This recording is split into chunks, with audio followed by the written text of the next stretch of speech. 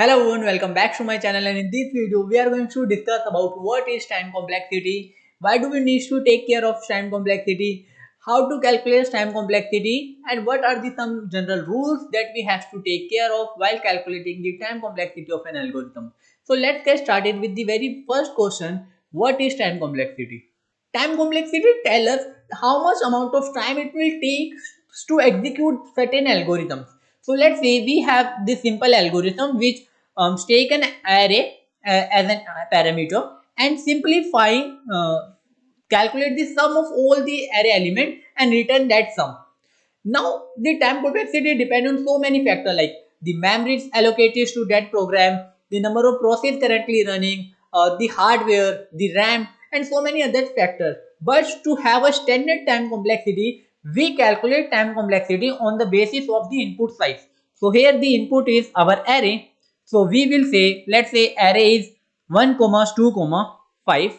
So its array size will be 3. So its array length will be 3. So now if we have to calculate the size, like time complexity, so first of all we find how many tasks or subtasks and how many times it will running that task. So this is the very first task which is initializing the sum. So this is running only one time, I would say. And then comes our loop which is running from 0 to num's length. Let's say num's length is n. So it is running n times, and this is the final statement which is simply returning the sum. It is also run one time.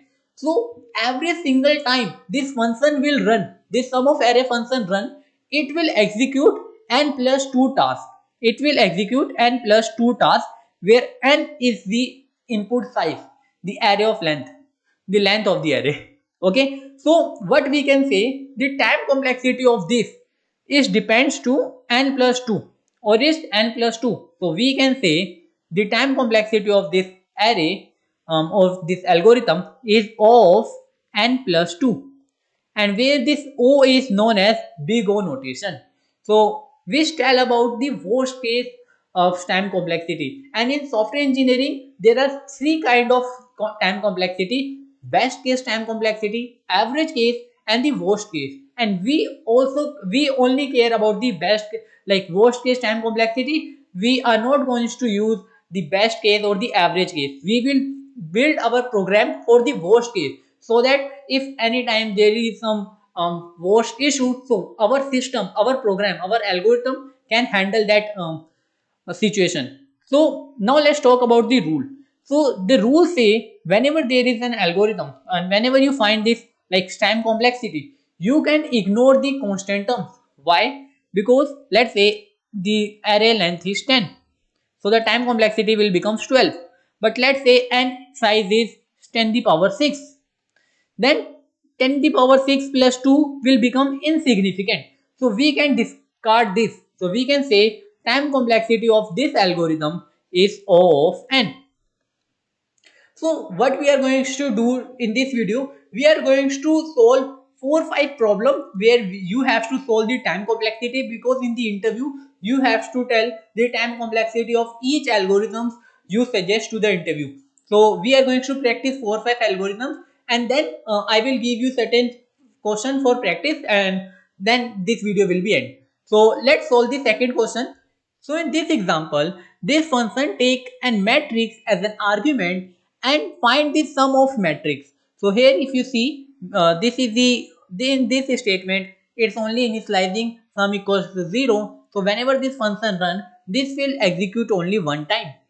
And this is our loop, this is our nested loop. So we will take care of this later on, and this statement will also run one time. So here if you see, this is our matrix. So this is an array, this is an array, and this is an array, and it's this three array inside an array. So what will happen here is, first of all, this is 3 cross 3 matrix. So our inner outer loop will be execute 3 times. Outer loop will run 3 times from 0, I equals to 1, I equals to 2, and when I becomes 3, it will force this condition, so it will come out. And our inner loop will run, so I am saying outer loop here will run n times, and our inner loops will also run n times. So inner loops will also run n times. So overall our this loop will run n cross n times, n cross n, that is n square times, n square times. So overall time complexity will become n square plus 2, or we can say n square plus c is our constant.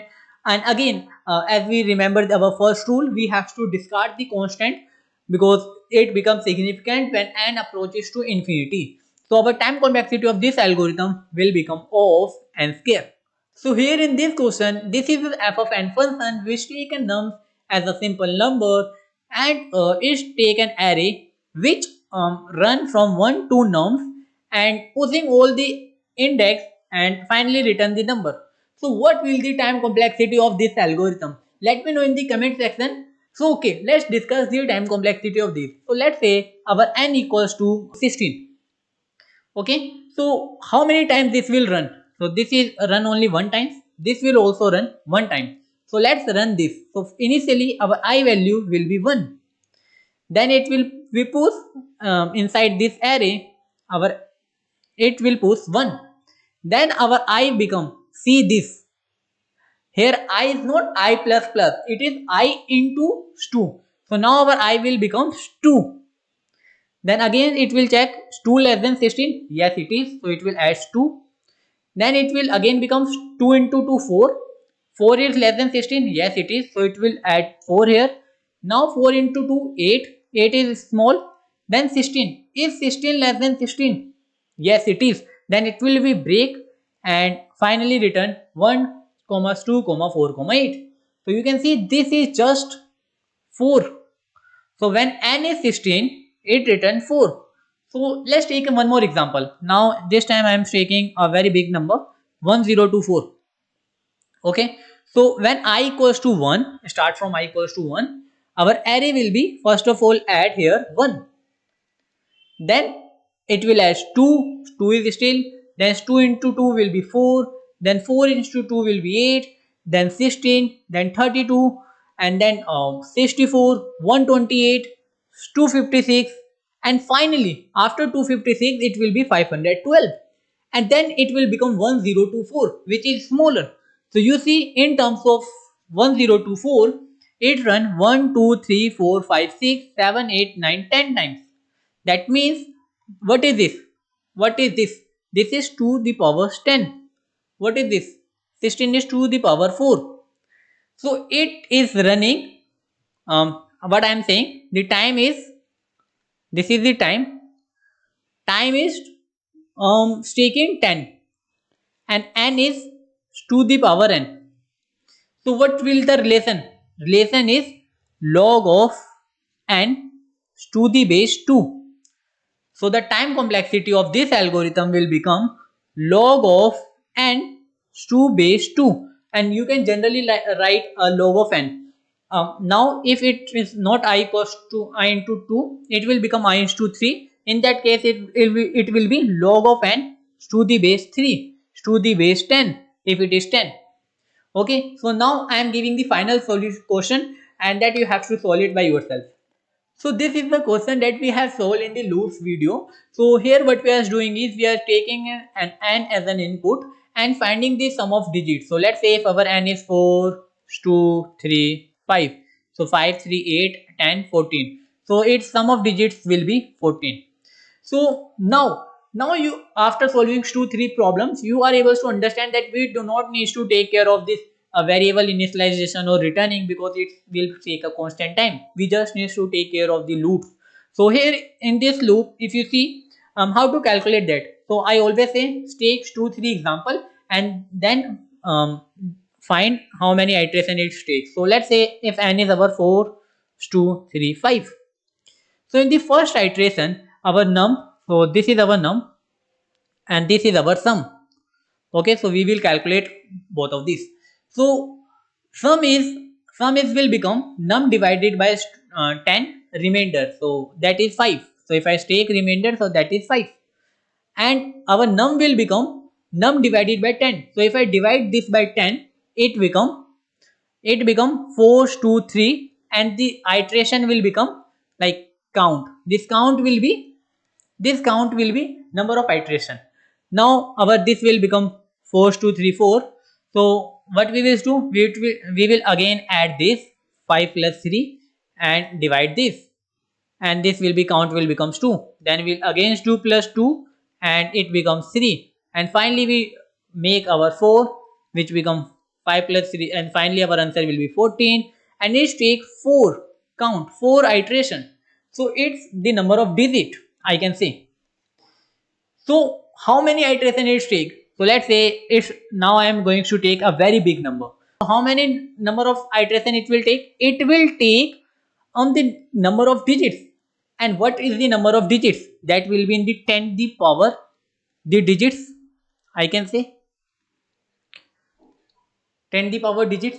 So the time complexity will depend on time complexity will be 10 the power digits. So what will the time complexity here? So our time complexity will become log of n to the base 10. Now understand one thing. Whenever your output is divided or multiplied by certain number, whenever your input divided or multiplied by certain number, your iteration, your time complexity will be log of that segment. Let's say if there is another loop, and inside that this another loop, so that run n times and that run log of n times. In that case our iteration will become n of log n. So what I am saying, whenever your input is divided or multiplied by a certain number, that part of your algorithm time complexity will be log of n to the base. We don't care about the base generally when we tell to the interviewer, but if you tell this base, that will give you some extra point. So now let's generalize the algorithms. Whenever you are solving some problems on lead code or GFG, you see there are some constraints given, like n should be n is less than 10 the power 5 or n is less than 10 the power 6. Why these constraints are given? These constraints are given so that you can optimize your solution, so that it's run on all the cases. So generally there are 10 the power 8 operations are performed in 1 second. 10 the power 8 operations in 1 second. So let's say if n value is 10 the power 4. So what should be the worst time complexity? Worst time complexity should be of n square. This solution will be accepted. So let's say if n the value is 10 the power 6. In that case, if you run this algorithm, this will give TLE, time limit exceed, because n square will be here. In this time n square will become 10 the power 12, but in 1 second it can run 10 the power 8 operation only. So this will give the TLE. So in that case what should be the time complexity? N log n. So you can see this chart to see whatever the length of input, on the basis of that what should be the worst accepted algorithm. uh, if it's n ki power 10 ki power 16, so of n will work, but the worst of n square will not work. If 10 the power 8, then of n will work, of 1 will work, of log n will work, but highest will not work.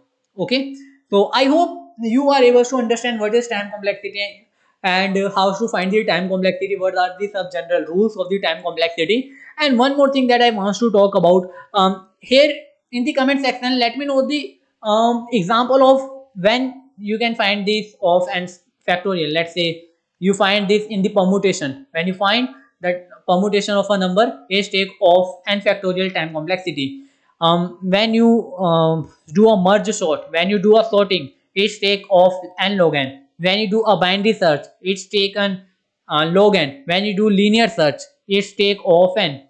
Okay, so write down in the description, write down in the comment section few example of each of this time complexity, and in the next video we are going to discuss about the arrays method, and we are going to solve lots of questions. I would highly suggest practice time complexity on each question you solve, so that you can give answers to the interviewer. So this is it for this video. I will see you next time.